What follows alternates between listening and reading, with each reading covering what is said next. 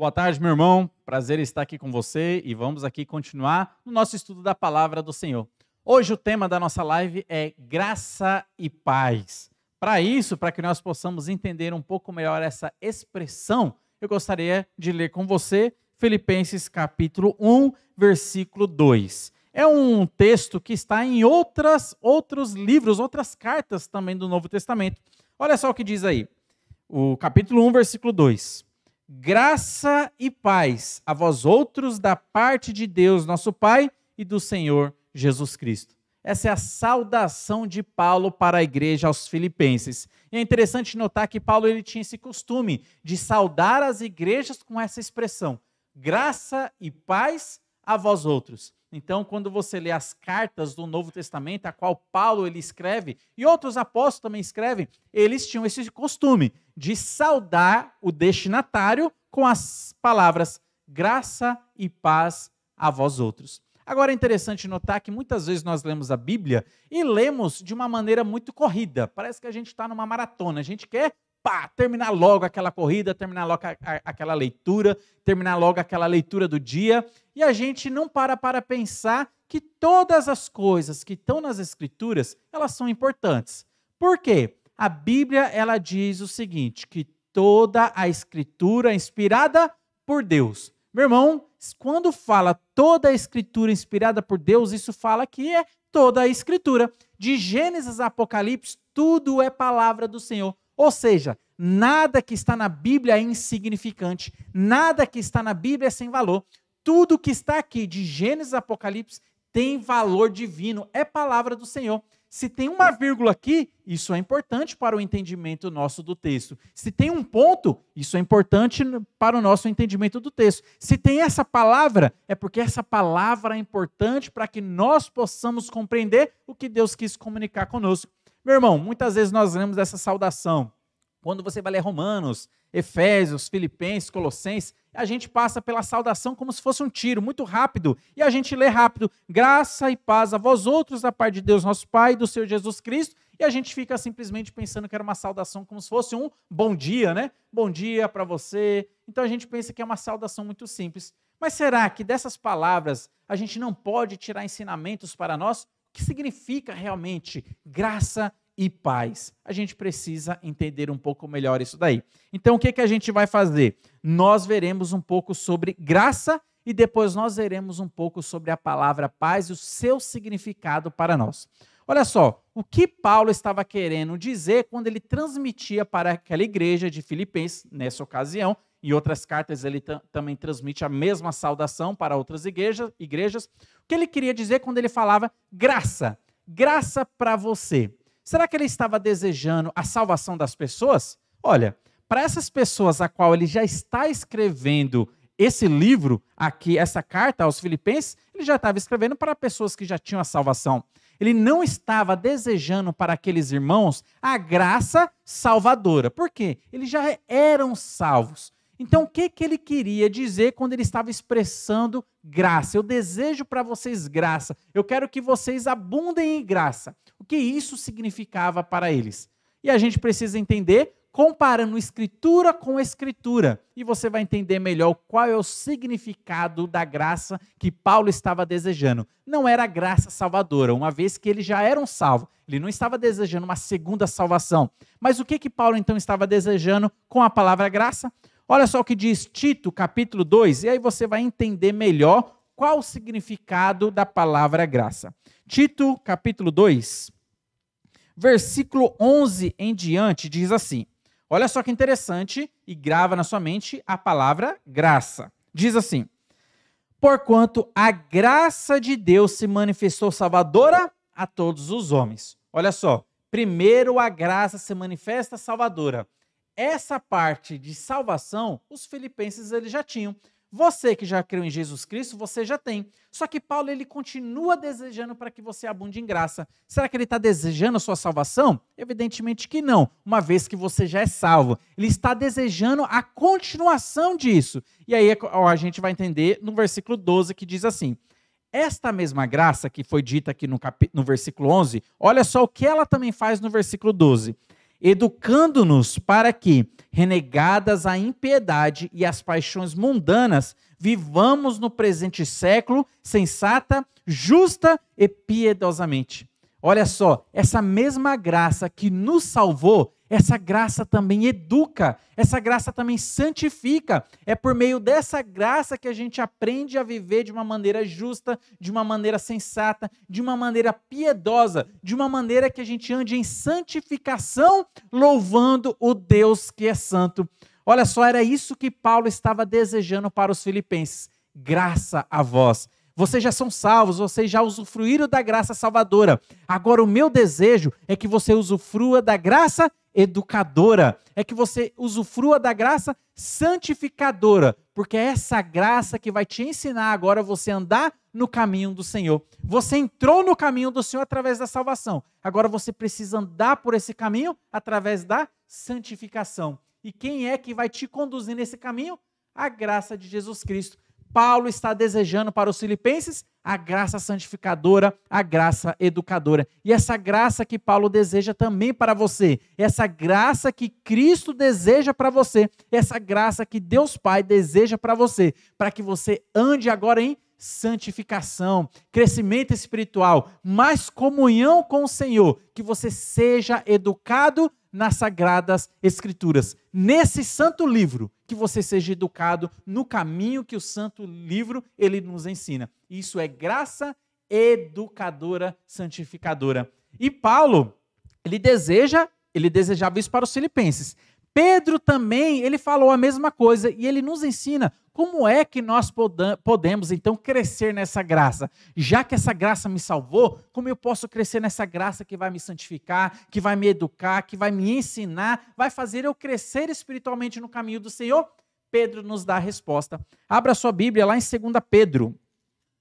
2 Pedro, e você verá Pedro aqui, ele dando a resposta para nós. 2 Pedro, capítulo 3, versículo 18, diz assim: Antes crescei aonde?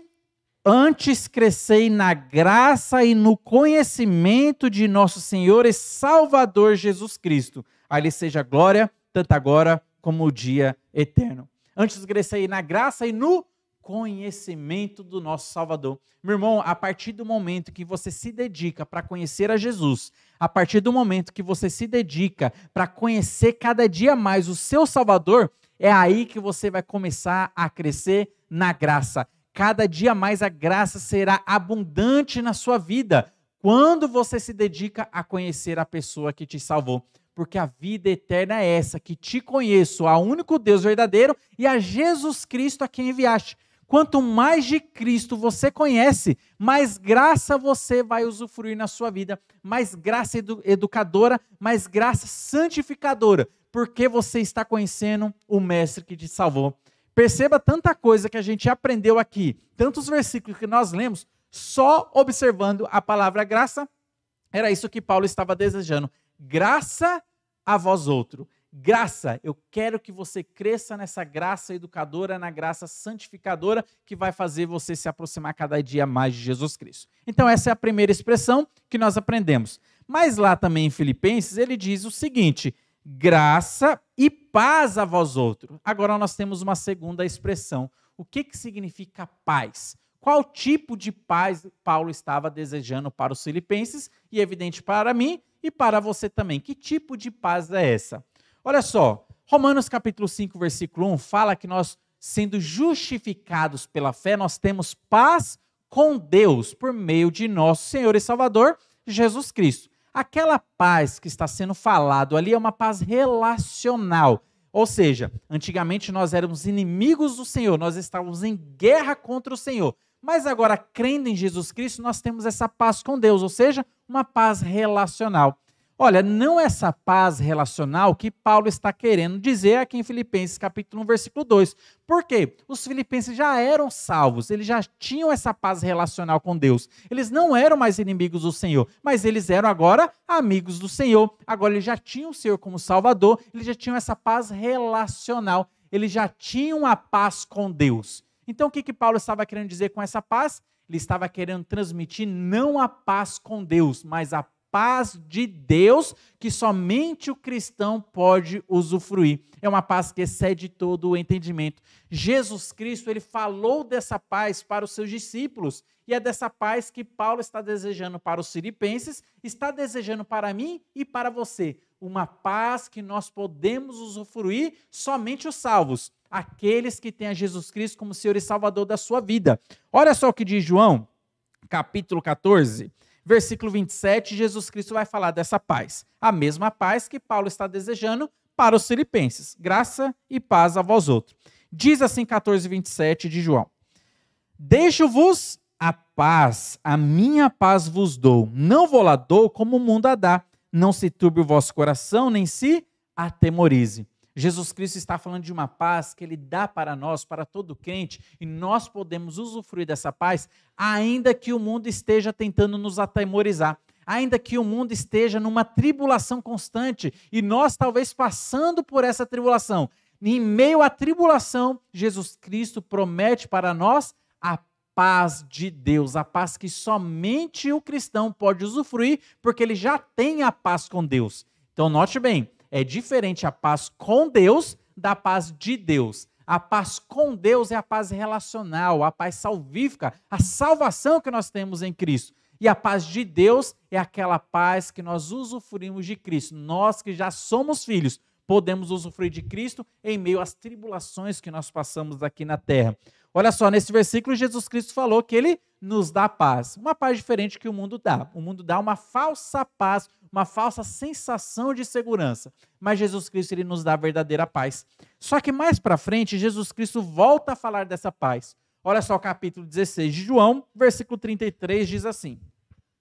Essas coisas vos tenho dito para que tenhas paz em mim. No mundo passais por aflições, mas tende bom ânimo, eu venci o mundo. Meu irmão, Jesus Cristo, ele está falando que em meio à tribulação, em meio às dificuldades que você esteja passando, problemas disso, depressão, ansiedade, preocupações, talvez problemas familiares, problemas no seu trabalho, problemas financeiros, você pode usufruir da paz de Deus, você pode usufruir da paz que Cristo ele dá para você, no meio desse turbilhão de tempestade, nesse furacão que a vida está trazendo para você, você pode, neste mundo que está num grande terremoto, você pode estar numa paz interior, usufruindo da paz de Deus, da paz que Cristo transmite para todo filho, porque ele está presencialmente.